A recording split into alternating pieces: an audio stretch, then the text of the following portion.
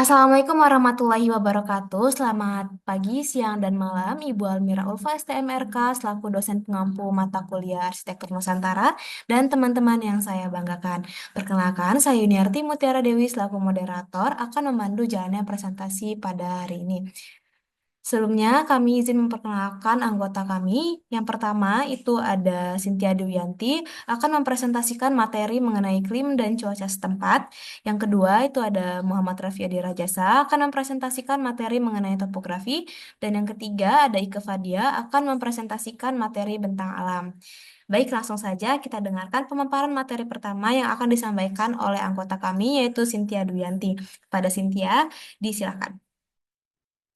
Jadi yang kita bahas pada kali ini yaitu iklim atau cuaca setempat di Baliaga. Nah, secara umum, Bali memiliki iklim tropis dengan dua musim utama. Musim kemarau yang berlangsung dari April hingga September dan musim hujan dari Oktober hingga Maret. Suhu rata-rata harian berkisar 26-27 derajat Celcius dengan kelembapan sekitar 85-95%. Nah, untuk wilayah pegunungan, tempat komunitas Baliaga bermukim cenderung memiliki suhu yang lebih sejuk dibandingkan daerah dataran rendah. Jadi, untuk Bali tadi itu kan secara umumnya, tapi untuk di pegunungan sendiri itu berkisaran 19 sampai 33 derajat Celcius tergantung pada ketinggian. Nah, berdasarkan klasifikasi iklim Köppen, sebagian besar wilayah Kabupaten Buleleng beriklim tropis basah dan kering, dengan suhu udara bervariasi berdasarkan ketinggian, yaitu dengan 19 derajat sampai 33 derajat Celcius. Tingkat kelembapan nisbi di wilayah ini berkisar antara 82% sampai 75%. Oleh karena beriklim tropis, basah dan kering, wilayah Buleleng memiliki dua musim, yaitu musim kemarau dan musim penghujan. Untuk musim kemarau itu berlangsung pada periode Mei sampai Oktober, dengan berlangsung pada periode Desember dan Maret curah hujan bulanan lebih dari 200 mm per bulan. Di antara musim kemarau dan hujan dapat musim pancaroba yang biasanya terjadi pada bulan April dan November. Curah hujan tahunan wilayah Buleleng berkisar antara 1000 sampai 2300 mm per tahun, dengan jumlah hari hujan berkisar antara 80 sampai 120 hari hujan per tahun. Jadi dari simpulan singkat yang tadi kita dapat ambil, pengaruhnya pada arsitektur itu bisa kita lihat dengan dua gambar ini. Untuk atapnya sendiri, rumah Baliaga itu berbentuk curam umumnya. Ada yang bentuknya pelana, ada juga yang limas. Supaya apa? Supaya air hujan mudah mengalir. Dan teman-teman tahu sendiri kalau atap pelana dan limas itu untuk air hujan, kalau musim hujan itu sangat bagus. Untuk materialnya dari ijuk atau alang-alang yang berfungsi juga sebagai isolator alami untuk menjaga suhu tetap sejuk. Nah, struktur atapnya itu fleksibel dan tahan angin, sehingga mendukung ventilasi udara yang baik. Semua ini disesuaikan dengan iklim tropis Bali yang panas dan lembab dengan curah hujan yang tinggi. Nah, untuk dinding rumah Baliaga juga dipengaruhi oleh iklim tropis Bali.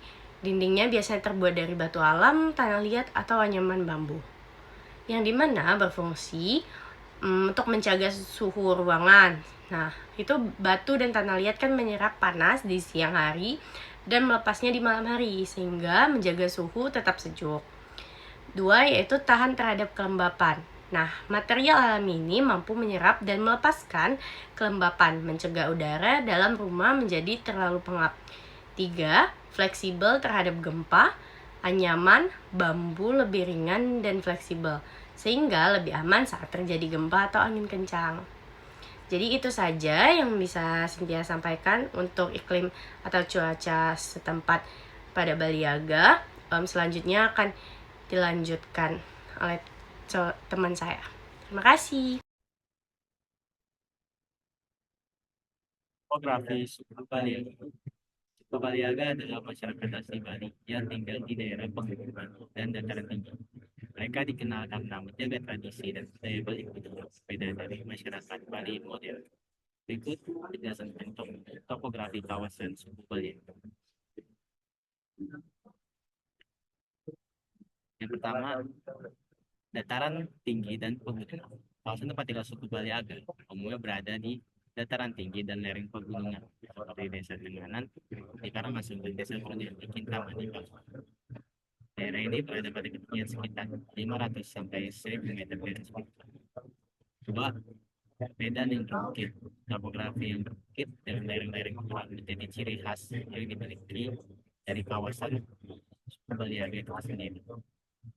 Dan banyak terdapat di daerah tersebut menggunakan sistem terasering untuk memanfaatkan lahan dari Baliaga tersebut. Lalu yang ketiga ada dekat kawasan hutan. Desa-desa Baliaga cenderung berada dekat hutan lebat yang menjadi sumber bahan pangan dan material pangan tradisional mereka. Keempat, lahan pertanian terasering. Sebagaimana yang disebutkan pada poin kedua, tentang pemanfaatan medan berbukit mereka menjadi lahan terasering. Baliaga menggunakan teknik ini untuk pertanian, terutama untuk menanam padi dan tanaman umbi-umbian. Lalu yang terakhir, dekat dengan danau dan kawah vulkanik. Desa Trunyan, misalnya, berada di tepi danau Batur yang terletak di kaldera Gunung Batur, memberikan ciri khas yang unik bagi desa tersebut.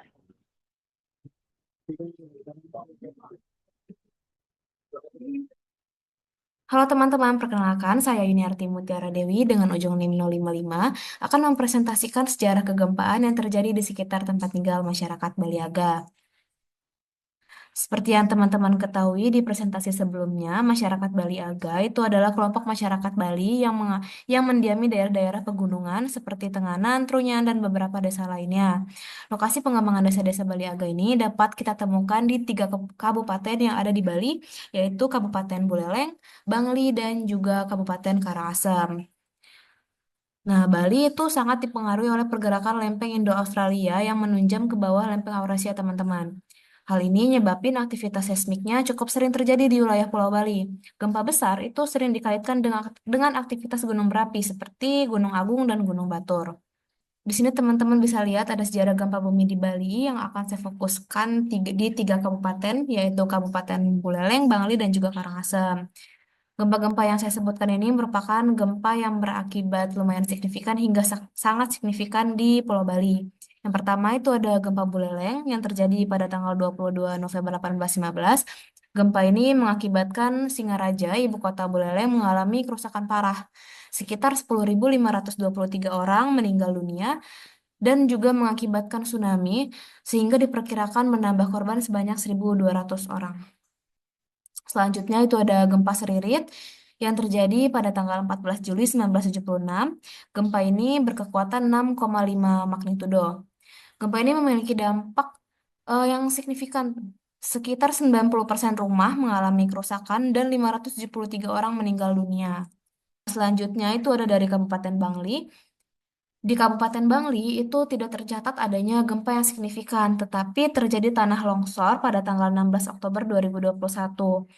Gempa yang Gempa yang terjadi pada wilayah di dekat Desa Trunyan, Kabupaten Bangli ini memicu tanah longsor, sehingga memiliki dampak 2 orang meninggal dunia. Nah, di Kabupaten Bangli, kejadian tanah longsor dan cuaca ekstrim itu sering terjadi, terutama di Kecamatan Kintamani.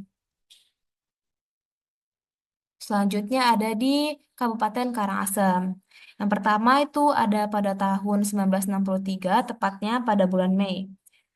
Gempa ini memiliki dampak yang signifikan di daerah tersebut. Selanjutnya ada gempa pada tanggal 17 Desember 1979 berkekuatan 6,0 magnitudo. Dampaknya 25 orang meninggal dunia, 47 orang luka-luka, 80% bangunan di Karangasem rusak, hingga ribuan orang mengungsi. Yang ketiga itu ada gempa pada tahun 2004. Gempanya memiliki kekuatan sebesar 6,2 magnitudo. Terjadi pada tanggal 2 Januari 2004. Gempa ini memiliki dampak 1 orang meninggal dunia, 33 orang luka-luka, dan Daerah di Tenganan, Daud Tukat, Abang, Tohpati, Muncan, dan Bukit mengalami kerusakan yang parah. Selanjutnya ada gempa pada tanggal 16 Oktober 2021 sebesar 4,8 magnitudo. Dampaknya 371 rumah di Desa Ban itu rusak berat, 2 orang di Kabupaten Bangli meninggal, dan beberapa orang luka-luka. Yang terakhir ada gempa pada tahun 2022, tepatnya pada tanggal 13 Desember. Gempa ini mengakibatkan sebanyak 186 bangunan rusak. Nah, karena aktivitas seismiknya yang cukup sering, masyarakat Bali Aga di Bali ini punya adaptasinya sendiri terhadap situasi teman-teman. Yang pertama itu melalui struktur dan material bangunan yang tahan gempa. Di sini dapat dilihat bahwa bangunan-bangunan yang ada di Desa Bali Aga itu menggunakan material yang fleksibel. Nah, seperti yang ada di Desa Pangotan, ini menggunakan bahan bambu, kayu, batu, dan tanah liat. Jadi, bambu itu digunakan pada penutup atap, pintu, dan daun pintu, dan dinding bilik. Sedangkan untuk pondasinya itu menggunakan tanah kering. Selanjutnya, sistem konstruksi tanpa paku. Sambungan paku dan bambu menggunakan sistem pasak dan ikatan ijuk, memungkinkan bangunannya itu bergerak mengikuti getaran tanpa mudah runtuh. Selanjutnya, bangunan di Desa Pangotan, Bali Aga ini menggunakan pondasi umpak batu. Tiang-tiang kayu rumah itu nggak langsung ditanam ke dalam tanah, melainkan berdiri di atas umpak batu. Jadi, saat gempa terjadi, tiang dapat sedikit bergeser di atas batu umpak tanpa menyebabkan kerusakan pada struktur keseluruhan. Nah, selanjutnya ada tata ruang yang adaptif terhadap gempa. Jadi, pada masyarakat Bali Aga di desa-desa Pangotan dan desa-desa Trunyan itu memiliki pekarangan adat yang berjenjang. Pekarangan ini dirancang mengikuti topografi alami dengan sistem berjenjang kajak kelot atau hulu taban yang memiliki fungsi menghindari daerah rawan longsor. Daerah yang lebih tinggi atau yang biasa disebut kaja atau hulu itu digunakannya sebagai tempat ibadah. Sementara daerah yang lebih rendah atau disebutnya sebagai kelot atau taban itu digunakannya untuk aktivitas domestik. Bangunan-bangunan yang ada di masyarakat Bali Aga, di Desa Trunyan dan Desa Pangotan, serta desa-desa lainnya itu memiliki sistem bangunan terpisah untuk mengurangi dampak gempa. Jadi satu rumah itu nggak terdiri dari satu bangunan besar aja, tapi dibagi menjadi beberapa. Yang pertama itu ada meten. Meten ini merupakan bangunan utama untuk tidur dan menyimpan barang-barang berharga. Yang kedua itu ada balai adat. Balai adat itu merupakan tempat berkumpul dan beraktivitas sehari-hari. Dan yang ketiga itu ada sanggah. Sanggah ini merupakan tempat ibadah keluarga. Jadi jika terjadi gempa, kerusakan itu hanya terjadi pada satu bangunan aja, tanpa langsung merusak keseluruhan rumah tangga.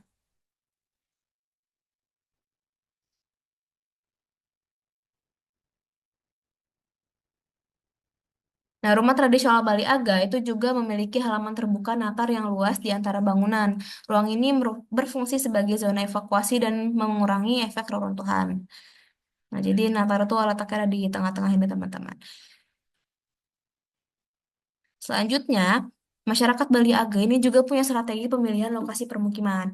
Jadi, mereka itu membangunnya di lokasi yang lebih stabil. Desa-desa Bali Aga seperti Tenganan, Trunyan, dan Sidatapa itu letaknya di perbukitan atau lereng yang relatif stabil dibandingkan daerah dataran rendah yang lebih rentan terhadap likuifaksi akibat gempa. Terima Materi selanjutnya yaitu bentang alam yang ada di Desa Trunyan, suku Baliaga. Bentang alam di desa ini didominasi oleh kombinasi danau, gunung, dan hutan tropis yang masih alami. Desa ini terletak di tepi timur Danau Batur yang merupakan danau kawah terbesar di Bali. Terbentuk akibat aktivitas vulkanik Gunung Batur. Air danau yang tenang menciptakan pemandangan perbukitan dan gunung di sekitar desa tersebut. Menciptakan lanskap yang indah, juga di sebelah barat desa tersebut, Gunung Batur menjulang dengan ketinggian sekitar 1.717 meter di atas permukaan laut. Gunung berapi ini aktif menjadi salah satu elemen utama dalam bentang alam Trunyan, memberikan karakter khas berupa lereng curam, bekas aliran lava, serta kawah yang mengeluarkan uap belerang. Sekitar desa ini terdapat hutan tropis lebat yang tumbuh di tanah vulkanik yang subur. Vegetasi di kawasan ini juga cukup beragam dengan kombinasi dan dominasi pohon-pohon besar, termasuk pohon tarunyan yang menjadi ciri khas dari desa tersebut. Dan hutan ini tidak hanya berfungsi sebagai penyangga ekosistem, tetapi juga menambah kesan alami dan sejuk di wilayah Trunyan. Topografi desa ini itu cenderung berbukit dan berbatu. Hutan ini tidak hanya berfungsi sebagai penyangga ekosistem, tetapi juga menambah kesan alami dan sejuk di wilayah desa Trunyan. Selanjutnya yaitu hasil alam dari Desa Trunyan, suku Baliaga. Desa Trunyan ini memiliki hasil alam yang dipengaruhi oleh kondisi geografisnya, yang berada di tepi Danau Batur dan dikelilingi oleh kawasan vulkanik Gunung Batur. Tanah di sekitar kawasan ini kaya akan material vulkanik, menjadikannya subur untuk beberapa jenis tanaman, meskipun lahannya itu berbatu dan cenderung terbatas. Nah, salah satu hasil alam utama dari Desa Trunyan ini adalah ikan air tawar, dan dari Danau Batur, masyarakat setempat ini banyak bekerja sebagai nelayan juga, menangkap ikan seperti ikan mujair dan ikan nila yang hidup di perairan danau. Nah, ikan-ikan ini itu menjadi sumber makanan utama bagi penduduk dan juga akan dijual ke pasar di daerah Desa Trunyan itu nantinya. Nah, dari hasil alam tersebut itu memiliki kaitannya dengan arsitektur yang ada di Desa Trunyan itu sendiri. Yang pertama itu bentang alam, topografi pegunungan dan danau di sekeliling desa tersebut. Kondisi tersebut membuat pemukiman terfokus di sepanjang tepian danau dengan rumah-rumah yang mengikuti kontur tanah untuk menghindari longsor dan memanfaatkan tanah datar yang terbatas. Selanjutnya yaitu iklim sejuk dan lembab di daerah sana.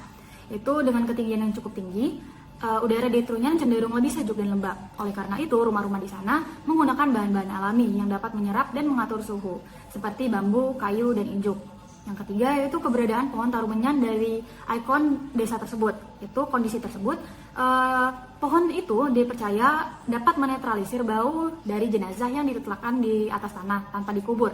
Keberadaannya menunjukkan kepercayaan lokal di sana yang turut berpengaruh terhadap tata ruang dan perencanaan area pemakaman terkhusus. Yang selanjutnya yaitu hasil alam dan material bangunan.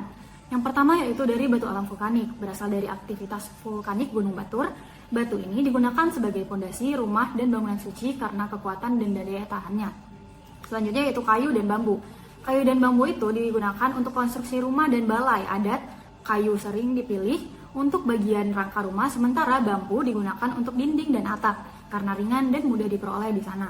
Selanjutnya yaitu ijuk dan jerami, digunakan sebagai atap rumah tradisional Baliaga karena mampu mengatur suhu dalam rumah dan tahan terhadap cuaca. Berikut materi yang dapat saya sampaikan. Sekian, terima kasih. Baiklah teman-teman, itu tadi pemaparan materi dari kelompok Baliaga. Kami mohon maaf atas kesalahan kata dan perbuatan. Terima kasih atas perhatiannya. Wassalamualaikum warahmatullahi wabarakatuh.